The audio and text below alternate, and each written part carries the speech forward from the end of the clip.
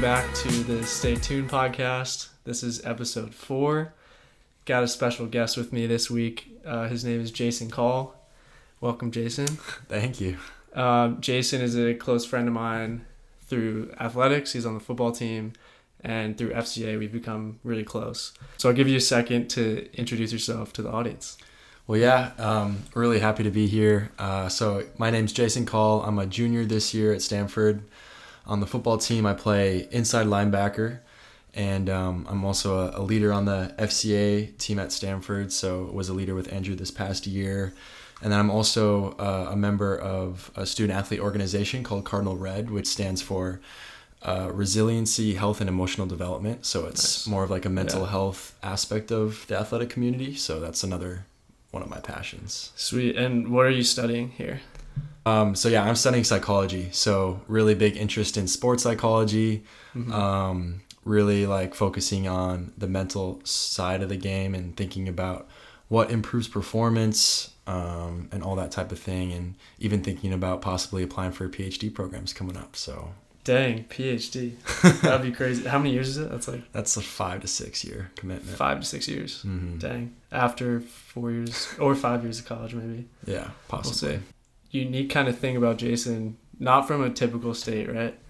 Oh, Where yeah. are you from? I'm from Minnesota, so quite a ways away. I think you're the only person I've met here from Minnesota. Mm-hmm. Do you know other Minnesotians? What is it called? Minnesotans. There's not too many of us at Stanford, so we kind of know who we are and get to know each other. But yeah, I'm definitely in the minority. Yeah, I would say so. And this guy never gets cold.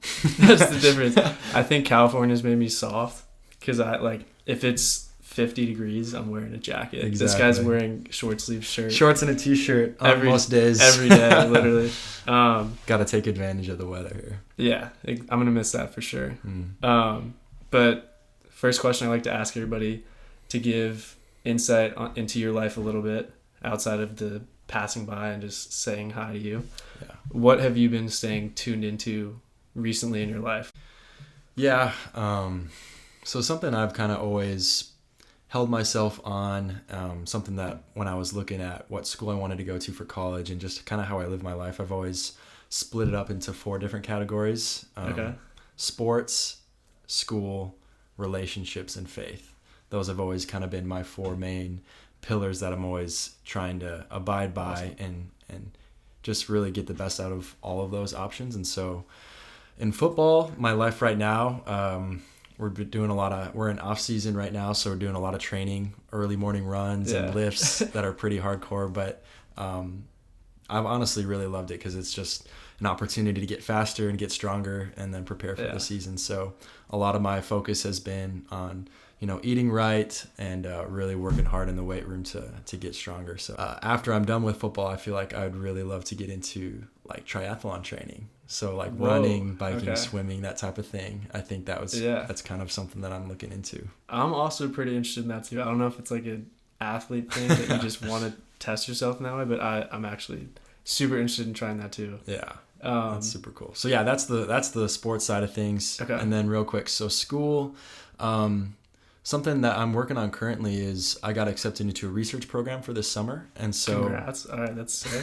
Thank you. And I'm working on right now we're working on kind of like a survey that we're going to send out within the Stanford athletic community, and we're going to measure a lot of health and well-being measures and then attribute that to some of the mindsets that athletes have. So like how they feel about stress, how they feel about their training, and whether they have a positive or negative mindset about that. So kind of associating those two things. Are you using the growth and fixed mindset? Mm-hmm. So yeah, that's one of the Stanford measures. And then also like there's a stress mindset that my mentor actually was like the creator of. So it's like the difference between if you imagine stress is enhancing or stress is debilitating, the difference between how you view that. And so my mentor is Aaliyah Crum.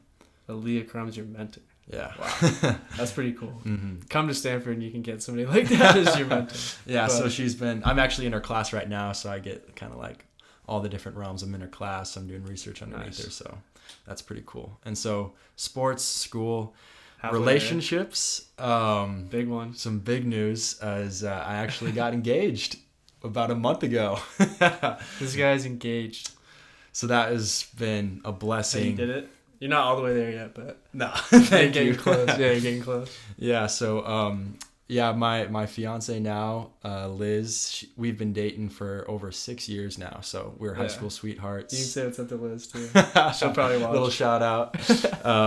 So yeah, she's amazing.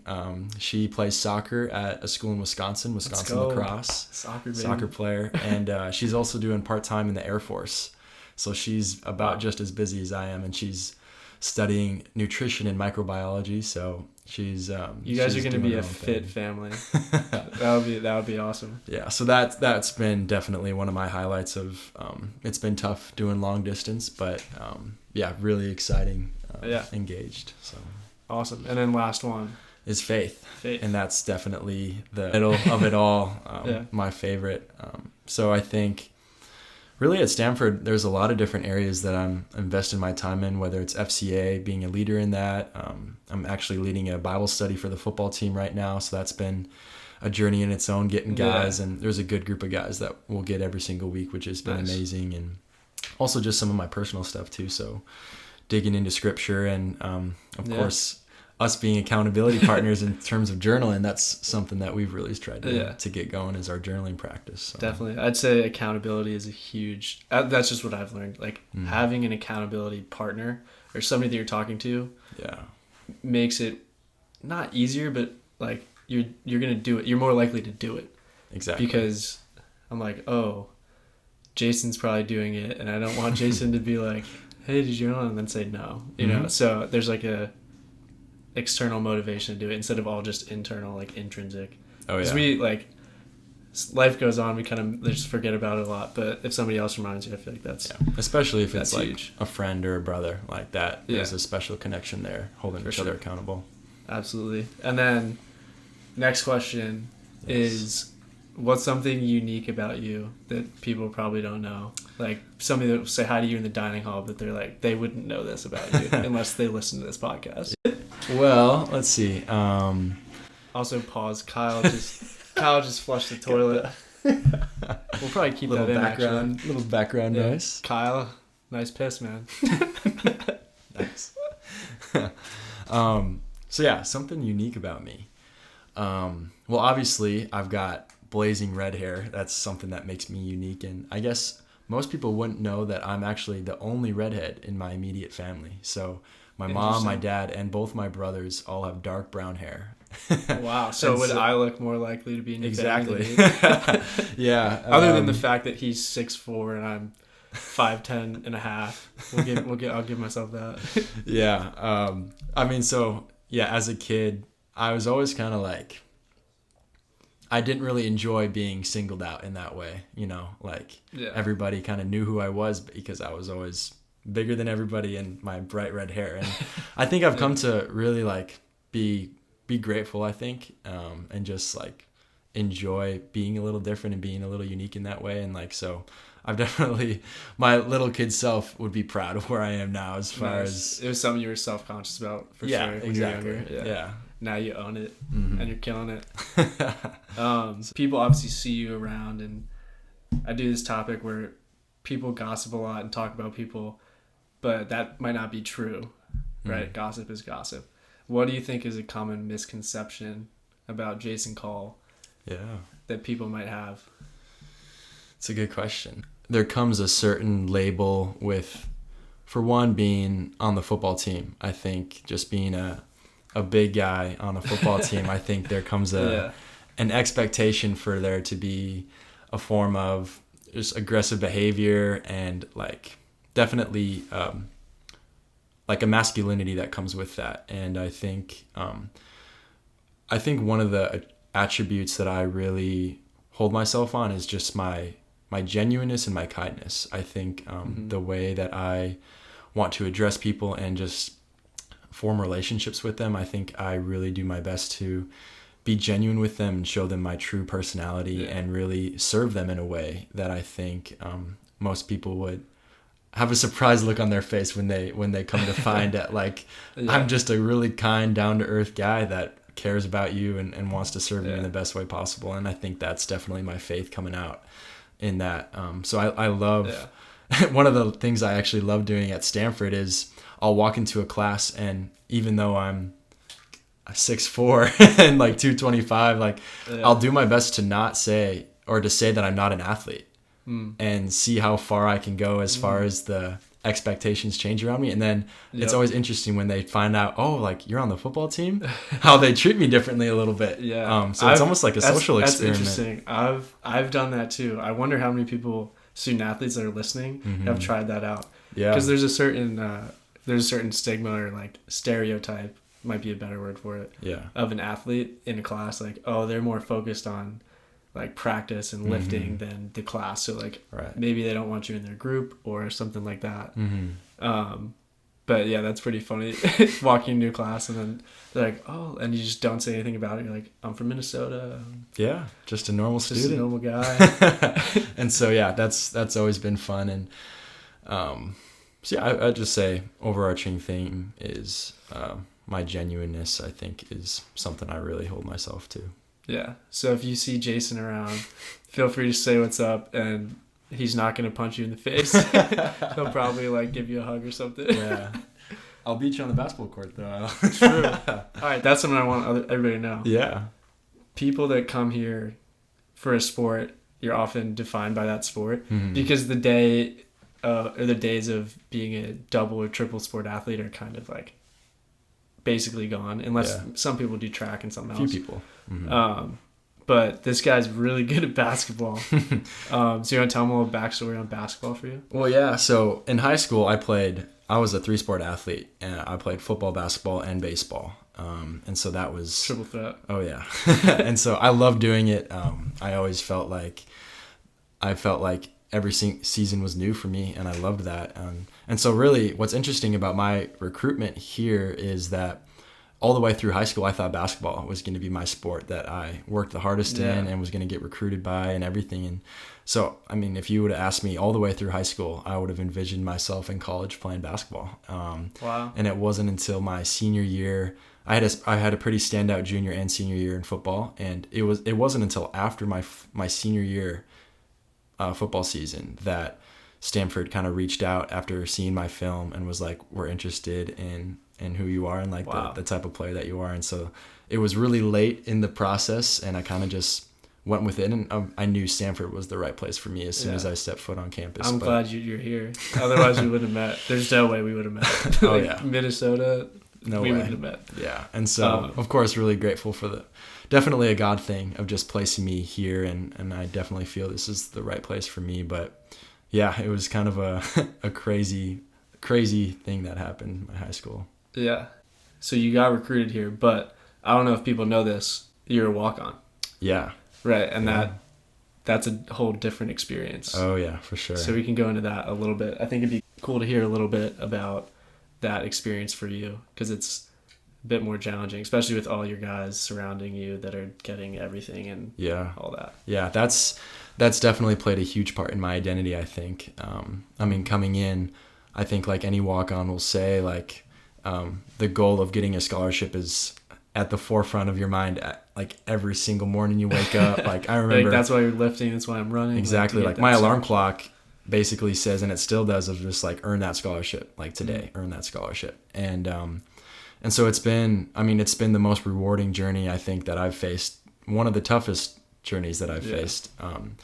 And I think just seeing the progress that I've made from my freshman year, and like the stress that I faced of just being a top tier athlete in high school and coming and just being humbled from day one at the type of athlete here and everything. And to see where I've come from now, like, I mean, last season I was playing on all 4 special teams, like starting. Yeah. And so this guy was out there all the time. So it was an experience. And I think it's also given me an opportunity to really figure out like what my identity is, because obviously if my identity is in earning a scholarship, then like even now I would consider myself a failure because I haven't accomplished that goal yet. And so I think it was a really cool learning experience for me, and something that I like am still learning about, that, you know, how I kind of go about the process of being a walk-on and being on the football team, and still like really comparing myself to who I was yesterday, I guess, than comparing myself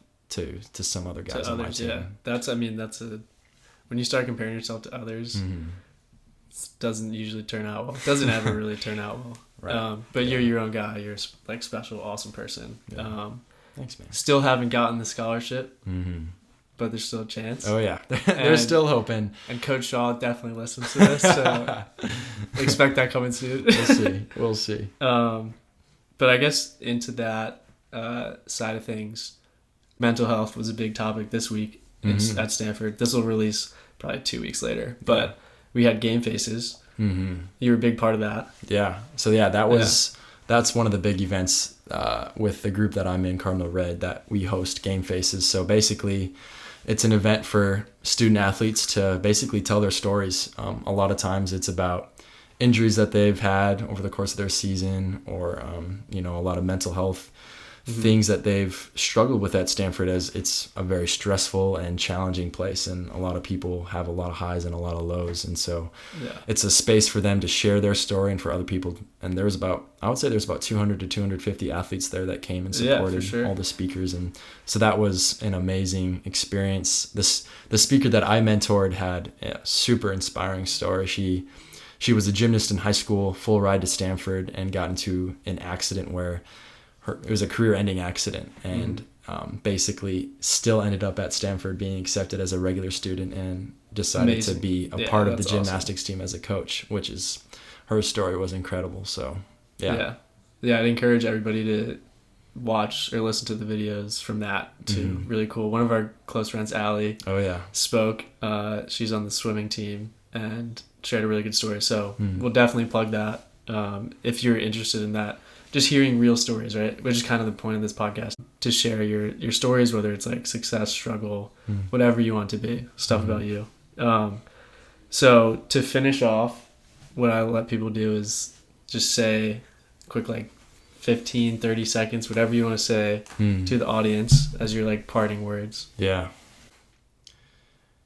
I think my Stanford experience, I grew in a way that I could have never expected, because I experienced so many high highs and I experienced so many low lows during my experience. And I think I learned about who I really was in those times of difficulty. And there was also times of praise and places where I could have really been selfish in a way and chosen to still humble myself and not put myself in a way. And actually, this is the visualization part, but if I were to write one thing of something that I've learned is,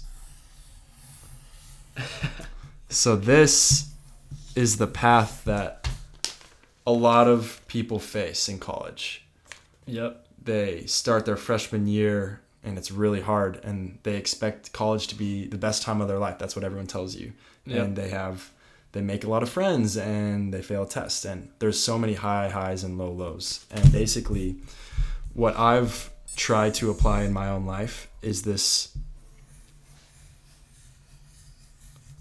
another thing where not only, I think you're always going to be high and you're always going to be low in life. And I think my ability to stay present in those times has helped me tremendously, as far as like when I'm really, really low, I know that this too shall pass.